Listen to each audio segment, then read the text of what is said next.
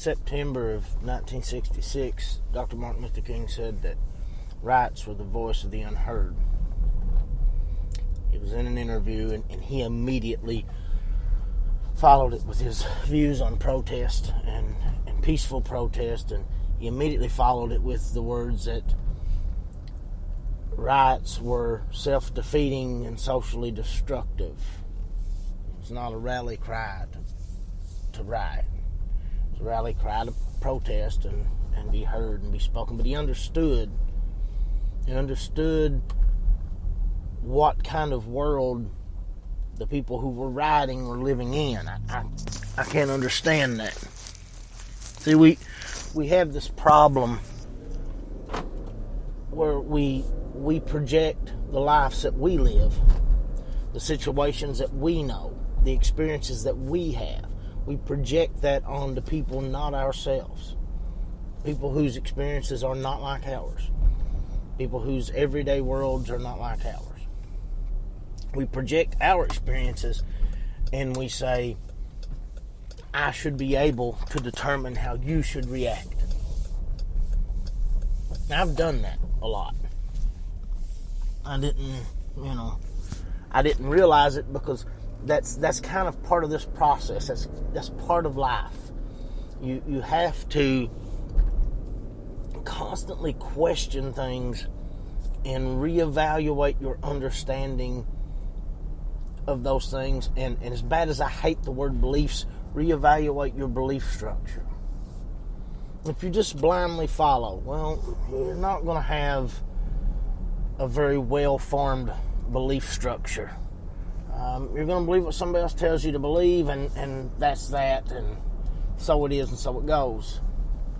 But if you question and you reevaluate and you look at things, you're often led to a point to where you can objectively say, I was wrong, or I was right. And some beliefs and some facts you may hold true for a day and then lose them. Some maybe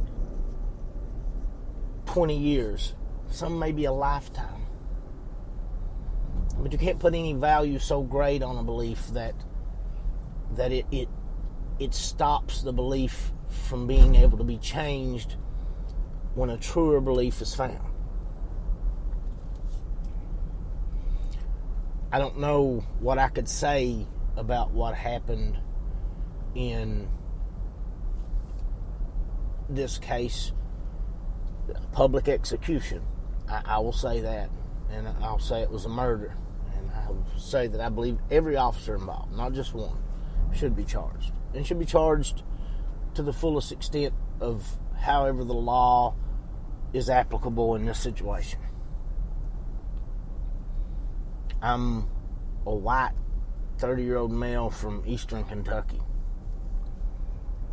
I know eastern Kentucky life as a white male. I don't understand the situation as it pertains to the people in this particular situation, other than that they're human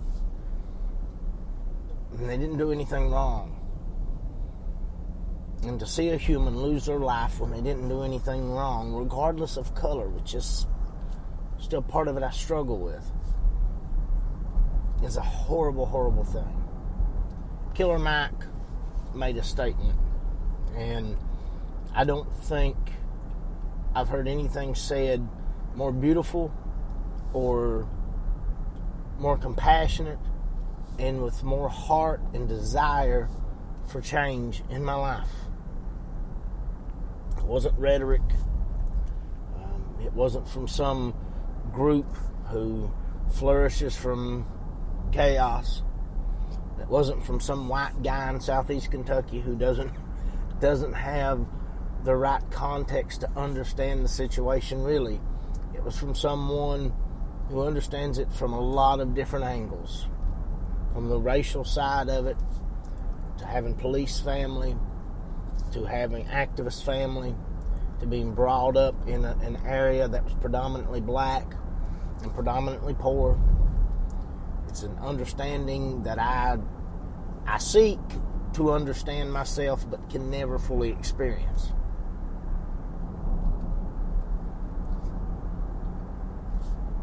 It is something that the whole country needs to unite upon.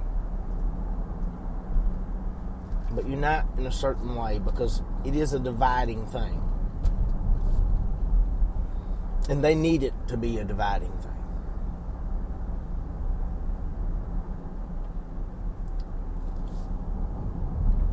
Your president needs it to be a dividing thing. Not as much as your president-elect or your candidate for Democrat needs it to be a dividing thing. But they both, that organization, the way the government works, they need it to be a dividing thing.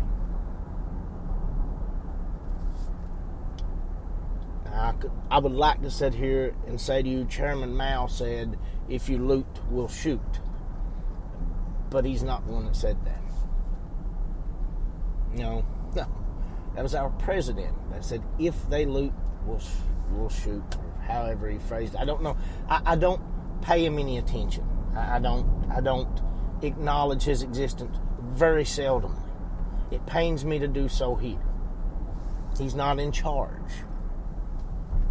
He's not running the country. Not even Pence is running the country. Not even Obama ran the country. Money runs the country. Organizations run the country.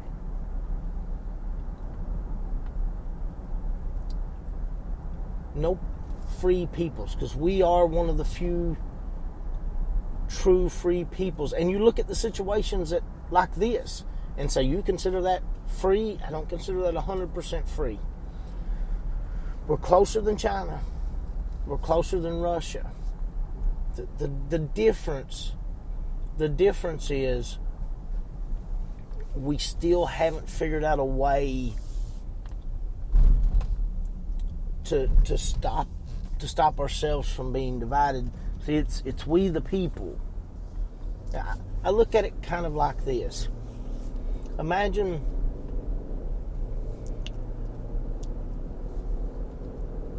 this large group of people, peasants, governed by a king and his court. Now, the king and the court are small in numbers. The king and the court, they're puppets. There's puppeteers behind pulling strings for the king and the court. Now, the king and the court ideally are supposed to take care of the peasants. King and the court are few, the peasants are millions. And the puppeteers had personal interest at heart, and they pull strings to increase wealth, and they pull strings to make their profits rise. Now, the puppeteers are hidden well, and not all the peasants know about the puppeteers. Not all the peasants are willing to accept that the puppeteers are real. Not all the peasants want to believe that that's truly the situation they live in. But if the peasants did realize that, if they did, and they realized they were being taken advantage of, these millions of peasants would stand up against these few, because the many can stop the few. And the puppeteers realize that. And the puppeteers say, divide the many. It doesn't matter if it's Sun Tzu's Art of War, if it's an English manual on war, if it's a Japanese manual on war, if it's a Greek manual on war. It matters not the manual on war you read. It matters not the information you seek to advance your ability to win in war. The term divide and conquer is universal. A sensible person would look at the masses and say, you know what? The masses are one. See, they call it the 1% for a reason. The 1% that is different from us is just 1% of us. The many are the same. And some would say, how are those in the ghetto the same as those in middle-class America? They're humans. They're Americans. They seek to be free. They seek to do the best for themselves, seek to do the best for their families. The richest nation in the world. The greatest nation in the world. I hear it time and time again, and I believe there being truth in that if you consider the greatest part of us our people. We shouldn't have ghettos. We shouldn't have downtrodden. The population of homeless in Los Angeles should not be greater than the populations of most cities in most other states. I'm talking small cities, Boulder and cities of that nature. I think it's 50-some thousand homeless in Los Angeles alone. See, the puppeteers know. Divide the people. Find any difference. Find the color of their skin. Find their income. Find their social class. How does social class become a real thing? It's a construct. It's not physical. It's not tangible. But you can make it real. You can make anything that divides. The easiest way is to split them at the highest level. Split them in two teams. Two political regimes, two beliefs. We control either regime. It doesn't matter. I promise you, Obama's had strings just like Bush, and Bush had strings just like his father before him, and Clinton had strings just like Reagan, and Trump has strings too. They may be nasty and orange, and they don't seem to work all the time, but he has strings, and they get pulled. And see, if those many ever stood against those few, the puppeteers would stand no chance. You don't have to physically hurt the puppeteers. I don't know how much value anything has to them besides money. And their money is easily the worst thing you could do is take that from them. And it's easy to affect their money. It's easy to use your vote, to vote against the system, to vote against the parties, to vote against every incumbent, vote against Trump, even though they have a dementia patient running against him. Vote against him. Write in. I don't agree with libertarians. I vote for libertarians all the time. Voted for a libertarian over Matt Bevin. It's the only reason Matt Bevin got beat. They put someone against him that could not beat him, and he needed to be out. I don't think the guy that's in the office currently is doing a good job. I don't fall for rhetoric. And I keep people at a distance who do fall for rhetoric. I don't listen to that spewing. I don't listen to that, Bush hadn't done what he had done, people would have walked all over the United States after 9/11. I don't listen to that. That's rhetoric. People don't know what President Barack Obama did for this country. I don't listen to that rhetoric because it's rhetoric. I always said this would not be a political show. Today it gets to be a political show. And because to some degree the tragedy that just happened is political. Because the politicians run the system, and the system is what failed. The system is what failed this individual, what failed this victim. And the system is based on puppets and puppeteers.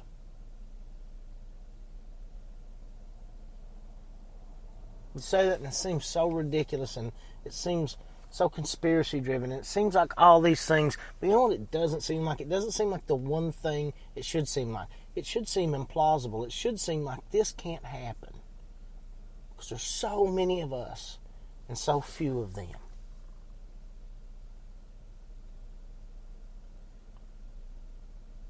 But it's faulty leadership.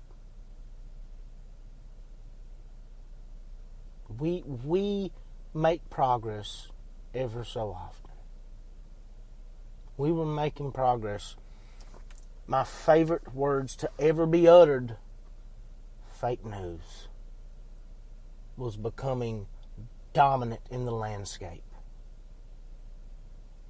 And now, they're two of the least favorite words I've ever heard. Not because it's not real, because it's real. Fake news is real. But the human Cheeto has turned it into something different. Something that it's not. He's right, they lie every day. They seldom tell the truth. The fact that we don't question it. I watched Cuomo come out of that basement and see his family for the first time. Now, he has a radio show.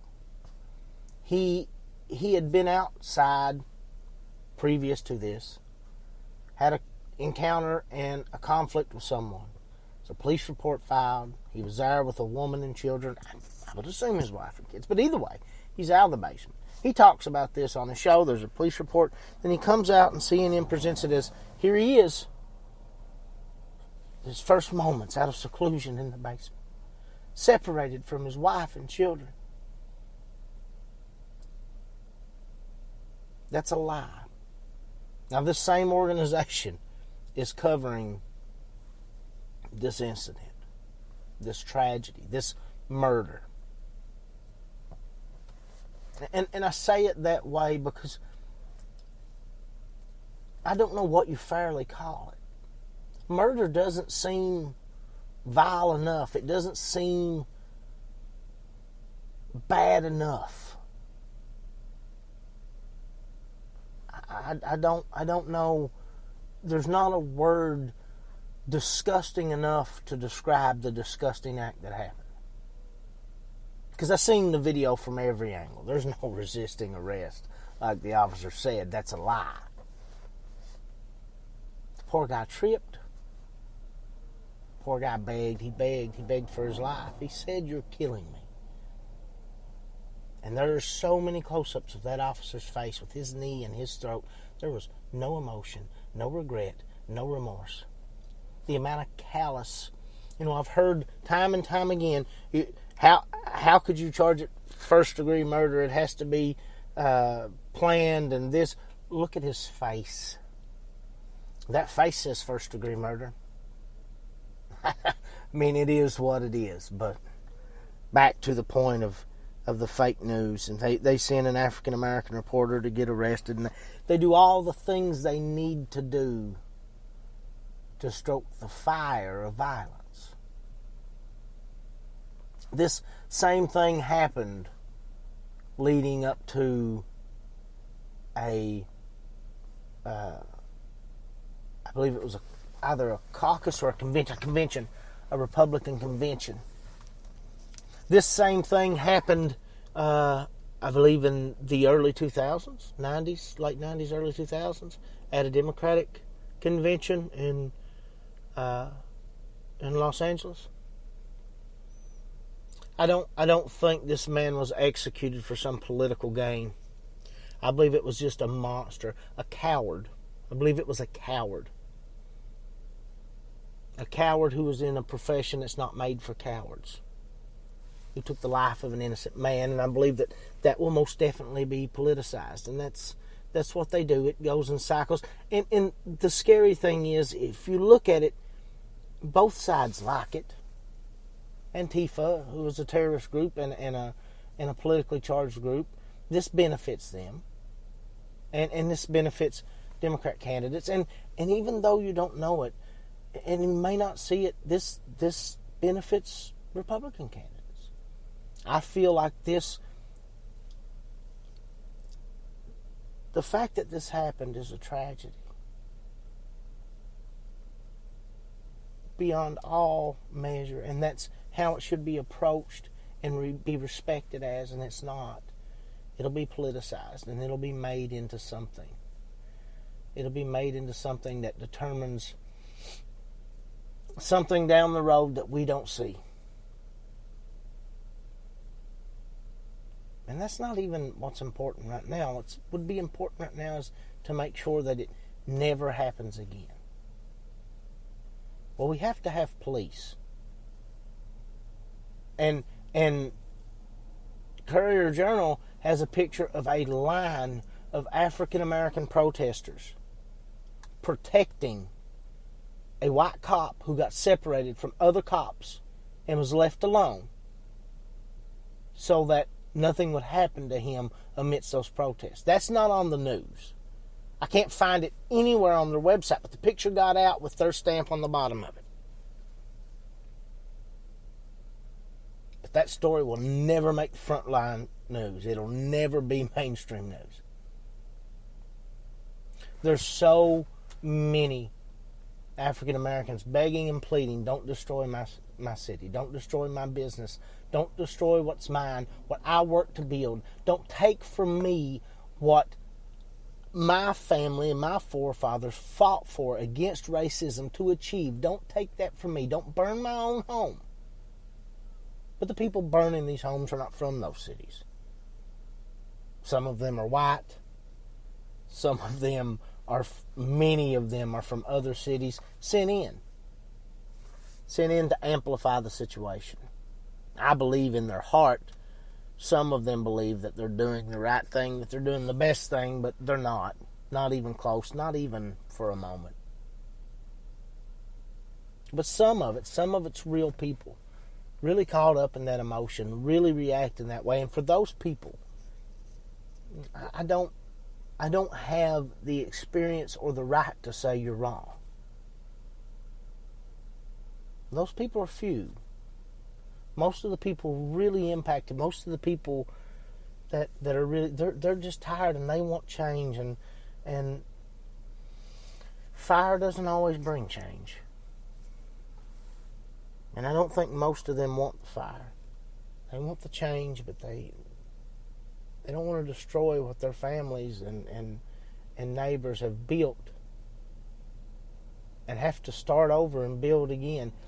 How can you work for change when you're working at a disadvantage? And if we're being honest, African American people in those areas are working at a disadvantage. I can speak to that in some line of intelligence because I'm a mountain person from eastern Kentucky. We understand working from a disadvantage. I know it's controversial and people don't like it. They don't believe in white privilege. I don't. Because that would be a construct. That would be something that man made true, so it don't have to be so. It has to be a choice to be. And in the mountains, there's there's far more Caucasians shot and killed by cops, which the population of Caucasians is far higher in the mountains. There's no work, there's no home, there's poverty at extreme rates. And if something happened to that level, we would probably burn this place to the ground. So I can understand hopelessness to some degree. Not on that level, not the way that they do.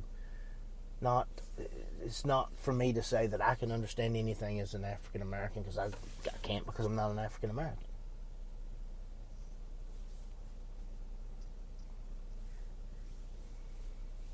There's a lot of people that do have the right to speak on those situations and do have the experience to be vocal in those situations. And they are. I don't think they're saying what the media wants them to say. I don't think they're saying what politicians want them to say. Because I don't see them elevating the situation. What Killer Mike said didn't elevate the situation. It echoed things that I've said to friends in private for years about changing Eastern Kentucky, about changing the country, about doing it by votes, doing it by demonstration, doing it by involvement in your community. And that's coming from someone who takes almost no involvement in their community anymore. Then I don't know what that makes me. I don't know if that makes me a quitter. I don't know if that makes me jaded. I don't know. It doesn't have to be a 100% collective decision to make change. It just has to be a decision by the majority. But where I'm from, not even the minority wants to make a change. Complacency can kill you. Contentment breeds complacency. And it can smother you out. And then it comes to this great divide, of how do you make a difference when not everybody's on the same side? Well, everybody should be on the same side. Everybody should be on the human side. And you say, well, what if everybody's not on the same side politically? Well, I would have to say that if you're a Republican or a Democrat, it's not a very intelligent decision, because neither one of those groups have ever done anything for you. I mean, the Republican Party, for all intents and purposes, ended slavery. The Republican Party, for all intents and purposes, said, if they loot, we'll shoot. The Democratic Party, for all intents and purposes, are responsible for so many things, from Jim Crow to the preservation of the Confederacy. The Democratic Party, for all intents and purposes, are responsible for the first African American president. I know a lot of that represents what parties were and what they are now, but at the heart of it, at the end of the day, they're still just businesses looking to make money. There's a lot of money in having your party represented as the president. There's a lot of money in that, and that's all it is. It's a money grab. And if we looked at it that way,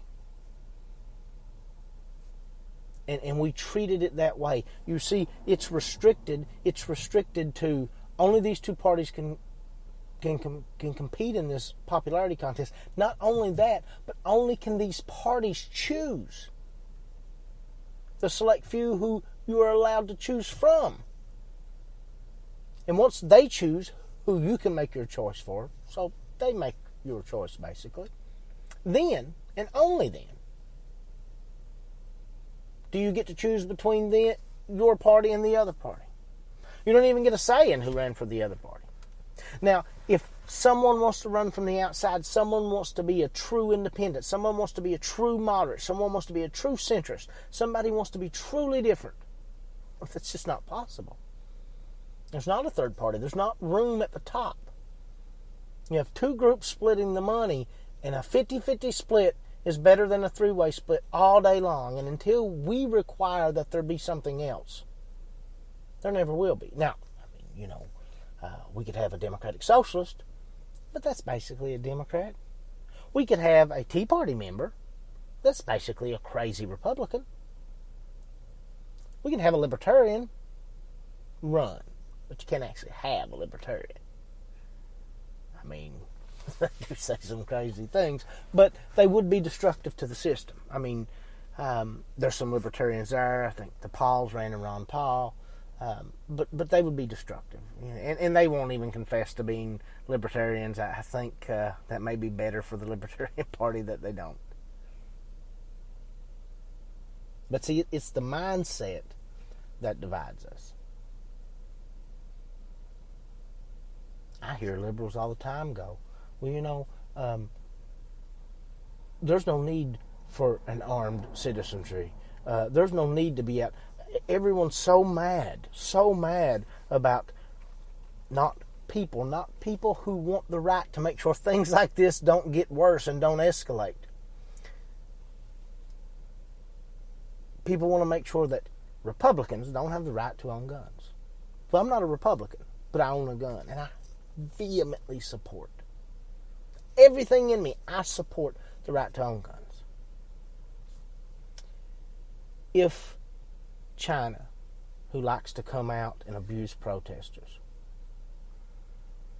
China comes out and they have the option of abusing 500 million protesters. They've got that many people. 500 million protesters to the Chinese government's nothing. Lay them down. Lay them to waste. But let me tell you something. That military has to come out and deal with 500 million armed protesters. That becomes different. Very few tyrants rule over armed people. When you arm the people, governments take notice. but it's a political thing. Sometimes it's just a lack of intelligence. Sometimes and I'm sorry, like that's my belief, and I believe that the numbers and the situations weigh that out to be true. But most of the time, it's just my party told me to think this, so this is what I think. Now, all those people on the left that can't support those people on the right trying to defend that amendment, there's so many of those people on the right who can't turn around and say, hey, I'm going to support these people when they fight for the right for citizenship, or they fight for the right for social programs that help feed Americans. I want to keep my gun because I want to keep America free and strong, but I don't want to turn around and I don't want to fight for social programs like them bastards on the left do, because then people are to get out and work for it. Well, see, I would look at it like this: an armed citizenry makes for a stronger country, a country that cannot be pushed by and oppressed by a government, because it's strong. A hungry country is not a strong country. An impoverished country is not a strong country. So, if I can't look to the left and say, I want to feed people, I want people taken care of, I want people healthy, I want the best for my neighbor, that's a common sense thing. The freedom of speech, that basically flip-flopped. 20, 30 years ago, the right really had no desire for your freedom of speech. None whatsoever. Especially the religious right. The left were fighting day and night. True liberals were fighting so hard for the freedom to say, think, and feel what you want. And now the left fights so hard to kill free speech. The right doesn't really fight to protect it, but that's kind of how this thing works. You pick a side. You pick a side of abortion. You don't believe one way or the other. You pick a side so that you get votes based on abortion. But now we're getting into dangerous territory. Now we're picking races. And that's what the president's done. I don't think he done it himself. People that give him credit for all this stuff, he's not that intelligent. Daddy left him money and he made a couple decent moves with it. He made some really bad moves with it. But he made some decent moves with it. You overcredit him. But the parties realize right now, we can take this sector of whites and they'll vote Republican, and we can take this sector of whites and they have no identity, and we can take this sector of whites and they'll vote Democrat, and we can take this section of African Americans, they'll predominantly vote Democrat, and the hard thing is Latino votes, because a lot of people just call everybody of non-American, South American descent Mexican, and that's just not the way it is. You have Cubans, and it's hard to sell a Cuban on voting for a Democrat. That's a communist to them. But on the other hand, it's hard to sell people who say we're in certain areas of Mexico where the caravan come through. If you made them legal, they would vote Republican. But other members of South American countries would instantly vote Democrat. There's no way they'd ever. So there's a fight. There's a struggle going on for that right now. It's us constantly being divided, and that's the goal. It's not real easy to see. I mean, it's pretty plain to see. Look at ads. Look at political ads. The division is written into it. The hate and the visceral speech is written into it. And, sometimes it's dangerous. The Cortez lady, I don't even know her full name, because I've heard everything she's almost ever said, and it doesn't warrant me learning her name. She's a disgrace to the human race, let alone a politician. But you know what did happen? She beat an incumbent. She beat someone who had been there forever and sucked the system dry and stole from the system and took things and never benefited anyone. Now, will she ever benefit anyone? No. Bless her heart, it's not her fault. Some people aren't born intelligent. Some people say and do dumb things on a regular basis. But you know what? it was a change for the system. Next time, elect somebody more qualified. Next time, elect somebody with some sense. But at least you stop this 30-year run of somebody, or however long he was. I don't know how long. You know, you got guys like Mitch McConnell, who, as far as I know, he's probably been there my entire life. And I live in Eastern Kentucky. Mitch has never done anything for Eastern Kentucky. Mitch has never really done anything for Kentucky. I don't know if he's ever done anything for himself. He won't even protect his own people. I've never seen him do anything for turtles, ever. And you would think that would be his top priority. But it's not. It's about money. And no disrespect to Mr. Floyd and for us to get to this point of a conversation, but to me it all correlates. To me it's all the same. To me it's all 100% the same thing. What happened to him was lack of effort on our part as a collective whole. Doesn't mean every cop's bad. Doesn't mean every protest is bad. It doesn't mean every riot is unwarranted. It doesn't. It just means we failed. It means we collectively failed. I mean, we can sit and weaponize the words of Dr. King, but that's not what Dr. King done. What Dr. King done, he done in nonviolence. And maybe that won't work anymore. I'm not here to say that that's the only way to go. But don't tarnish what he did. Because he done something nobody before him was able to do. So don't tarnish what he did. I don't have my quote book with me. But one of my favorite Dr. King quotes, and I'll butcher it without looking at it, is that dark can't remove darkness or fight darkness. Only the light can do that. Hate cannot, I can't remember the wording exactly, fight or remove hate. Only love can do that. Tell you how I know how good a man Dr. King, how important of a man Dr. King was, is how hard other people tried to tear him down. He was by no means perfect, but no man ever has. There's religions who believe that they've had perfect people, but they weren't people because people aren't perfect. But he did and said a lot of things, and he had a lot of impact on a lot of people for the positive. We could have ended up in a pure race war. And if it had been left up to something like the Nation of Islam, that's where we probably would have been. If it had been left up to the Ku Klux Klan, that's where we would have been. But we didn't, because a more important and better voice was there to move through and to be a part of change. I don't know if I would ever have the courage to do what Dr. King done, to live like Dr. King done. You know, it's easy to sit and say, well, I would do this and I would do that, but I was never in that circumstance.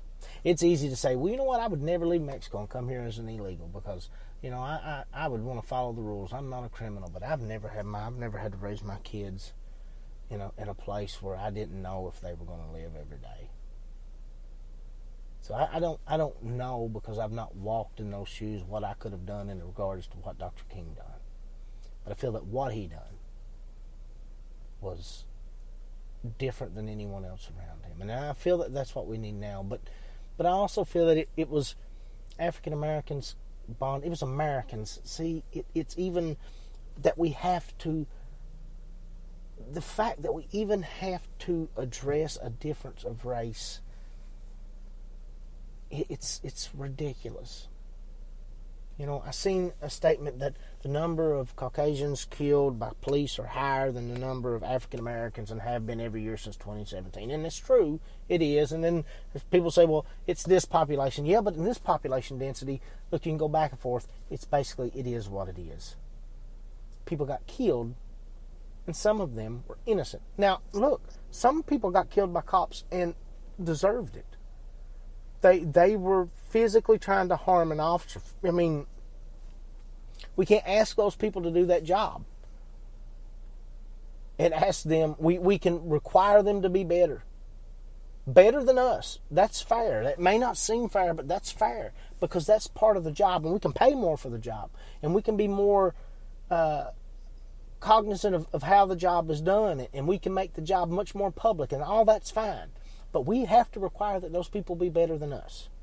We have to require that they be the best of us. And when it turns out that one of them is actually the worst of us, that has to be handled immediately. There may have been situations where other cops knew that this guy from the get-go wasn't a good cop. But, that's part of a code that they can't.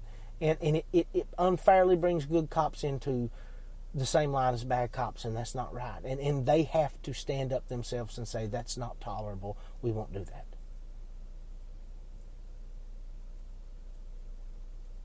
I don't agree with the riots and destroying things in your own community. I'm not saying I would never agree with a riot, or I would never agree with a situation to where you burn it all to the ground, but this is not the situation to me, and I don't see where that helps Mr. Floyd's family. I don't see where that helps anybody in the situation. I see where some people take advantage of that. My mobile app makes me keep these within 45 minutes. We're real close to being over.